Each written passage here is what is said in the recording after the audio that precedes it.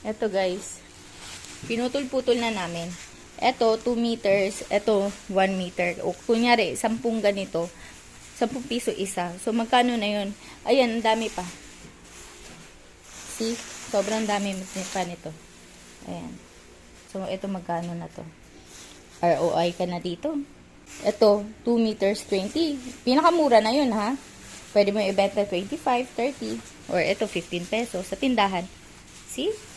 Okay, guys, sa mga naghahanap ng ano dyan, bubble wrap. Ayan. Meron dito sa shop na to. Yung seller super okay. Tingnan mo naman, guys. Magkano lang to sa kanya? 300 plus lang to sa kanya. So, isang rolyo na to. 4x4 ba tawag doon? Nakalimutan ko na eh. Pero, anyways, itong rolyo na to, as in sobrang laki nito guys. Tingnan mo. 1, 2, 3. 3 something. So, nasa gilid pa ako na ulitin ko. Nasa 1, 2, 3 o 3 something. So, ganyan. Ganyan siya karami. Ito, bubble wrap yan guys. See, super mura lang siya. So, ayan, check nyo sa yellow basket ko guys. Sobrang ganda nito. Panalo to. Panalong panalo.